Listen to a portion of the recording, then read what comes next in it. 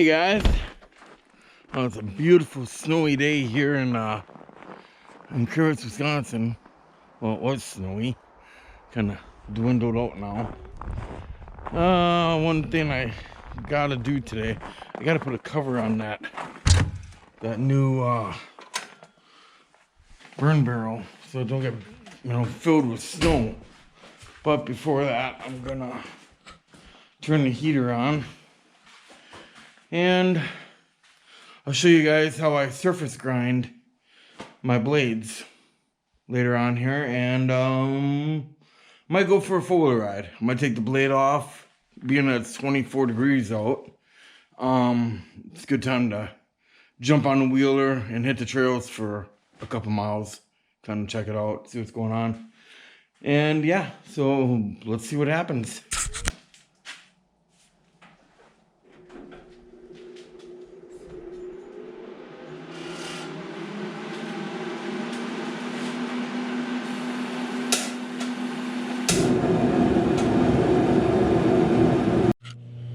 So as you guys know, I've been having trouble with heat. I'm using a little propane torpedo heater, which I think it's only like 30,000 BTU, if that.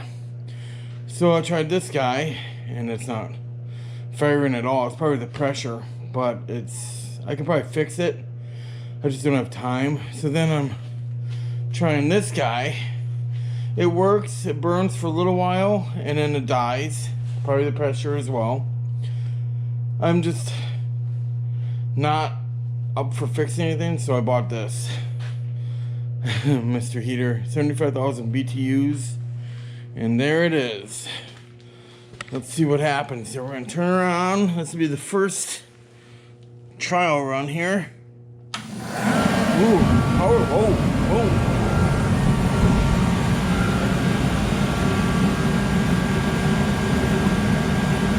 Oh yeah,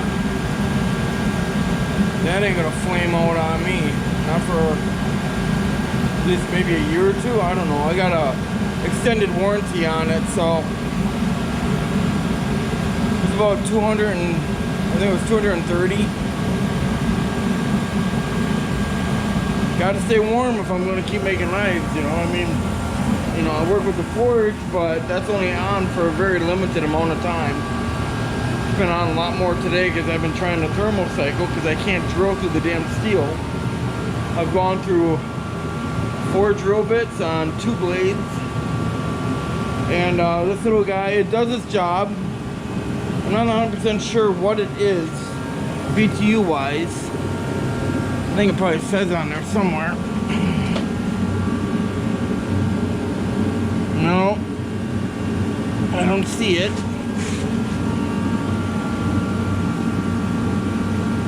Well, yeah, max BTU 30,000. And being that I don't have any kind of insulation in this entire place, the heat just goes right out the freaking cracks. So I'm consistently cold. My feet are always cold. I'm actually thinking about buying some heated pads to plug in, and then my feet will stay warm. But I think this will help significantly. I mean, look at that, and that's on the lowest temperature right now. Wow, beautiful. I'll probably fix them and keep them as spares, because when it gets 20 below, 30 below, sometimes you need more than one. But yeah, anyway, I'm gonna get back to work here. Not too much to update you guys on. I'm just trying to drill them. Steel is really, really hard.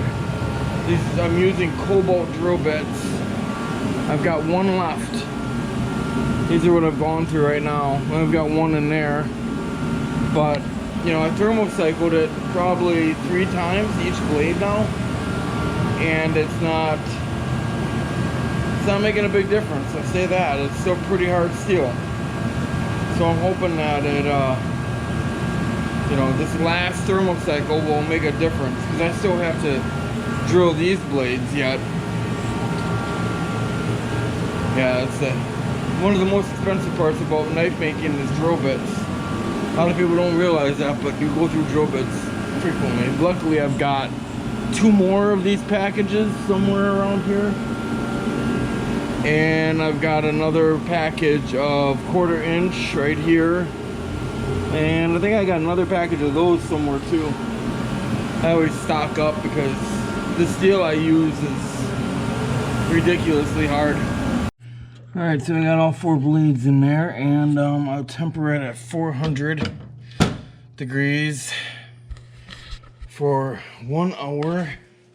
And then I let it air cool and come down to room temperature, which takes, you know, 15 minutes or so. And then put in for another hour, let it cool, put in for another hour.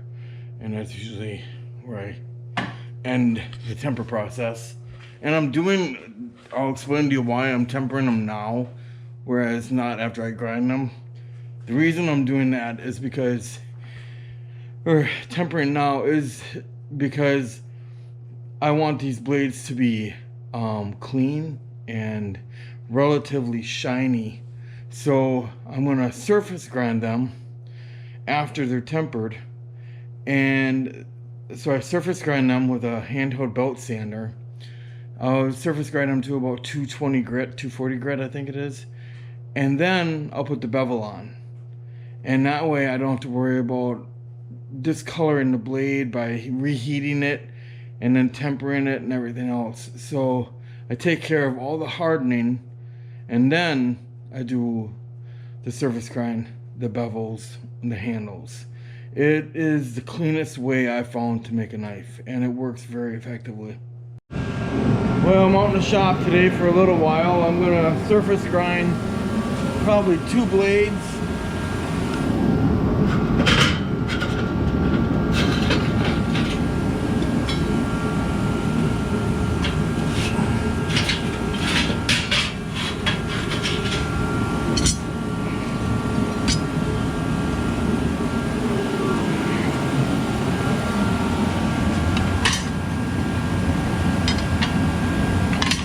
Yeah, I'm gonna surface grind or surface sand these 2 trench knives, and that'll be what I'm doing today. I'm not gonna do much more today because it's really nice out. It's the weekend. Kids want to go for an ATV ride, so I figured I'll just put in a little bit of time and effort on these, and at least I get something done. But this is how I do it. I put a magnet inside my vise.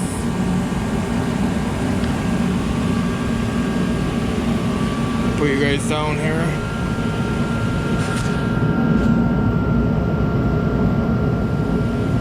So it's flush with the top of the vise here. And then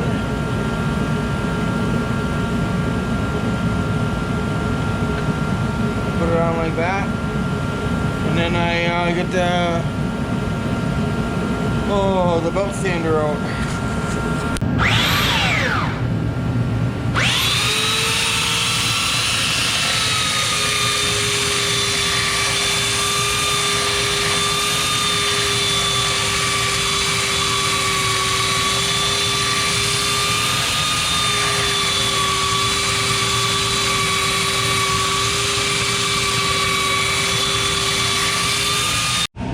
Alright, so that's after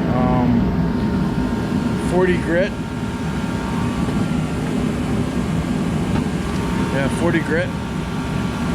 So now we're going to do 80, 120, and then 220. Alright, so that's now 80 grit. Looking pretty good. Next, 120. Alright, now we're at 120 grit. Getting shiny. Freaking hot. Alright, now last grit will be 220, and then I'll put the bevels on. Well, I still gotta flip it over and do the other side yet, but... Alright, that's 220. Or wait. Let me check, make sure.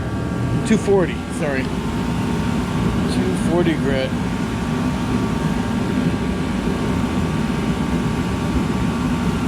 Good. I want the tines really to shine. Sorry, I'm yelling. Got my headphones in. So now, flip it over and burn my hand. Holy fudgesicles, that's hot. Whew. Alright, now we start all over. Alright, so I'm done sanding these two knives. Got this one here.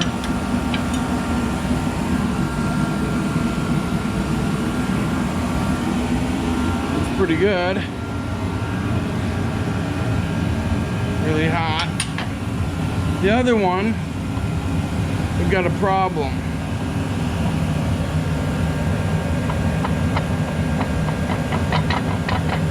Obviously it's got a warp in it. It's kicking off to the left there. I've already put it in and reheat treated it. Everything was fine. After I reheat treated it, I made it straight again. Let it sit for, I don't know, 20 minutes, and it bowed on me again. I don't know what I'm gonna do here. This one's got a slight bow to the left again, but that's really not a big deal. I can grind that out. But this one, ooh, it's like a freaking bow and arrow here. I mean, you guys can see that. You can see underneath it.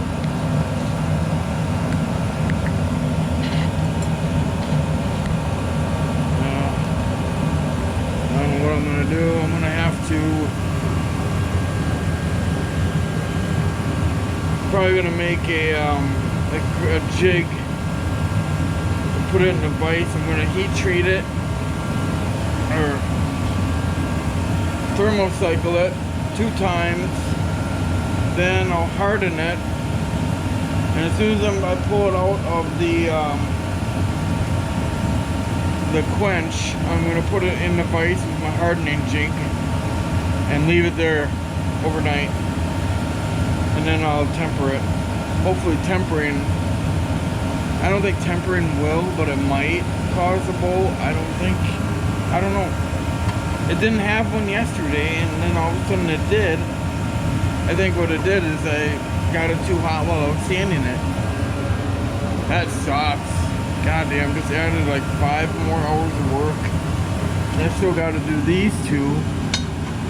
But I'm going to really quickly thermocycle, harden, straighten, and go off and play with the kids. Damn it.